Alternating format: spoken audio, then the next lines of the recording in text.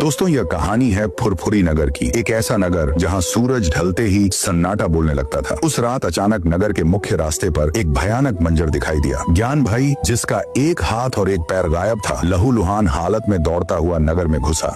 उसकी चीखें अंधेरे को चीर रही थीं। भाग जाओ, फुरफुरी नगर छोड़ दो। अगर नहीं भागे तो जो मेरे साथ हुआ है वही तुम्हारे साथ भी होगा। लोगों ने जब उसकी हालत देखी तो उनकी रूह कांप गई। किसी ने पीछे मुड़कर नहीं देखा। पूरा नगर पल भर में खाली होने लगा। इसी नगर में राय स्टार अपने घर में बैठा था। तभी उसका दोस्त अज्जू भाई बदहवास हालत में दरवाजा पीटते हुए बोला, राय स्टार, जल्दी निकलो यहाँ से। एक आदमी आया है जिसका हाथ और पैर गायब है। कोई भयानक शक्ति इस नगर में घुस चुकी है। राय स्टार का मन बेचैन हो उठा।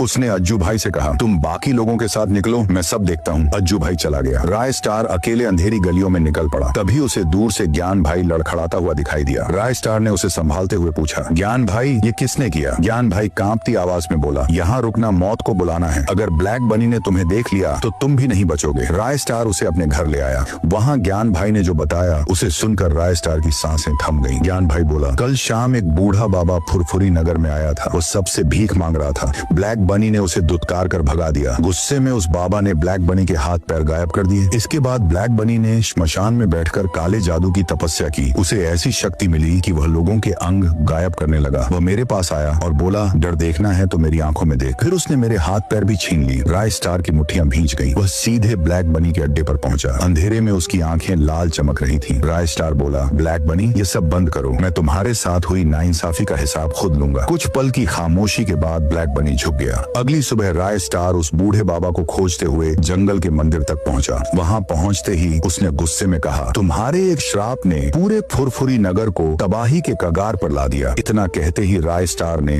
बूढ़े बाबा का अंत कर दिया। उस दिन के बाद फुरफुरी नगर में फिर से रोशनी लौटी। लेकिन आज भी लोग कहते हैं, अगर आधी रात को कोई चीख सुनाई दे तो समझ लेना कि ब्लैक बनी की छाया अभी पूरी तरह खत्म नहीं हुई है।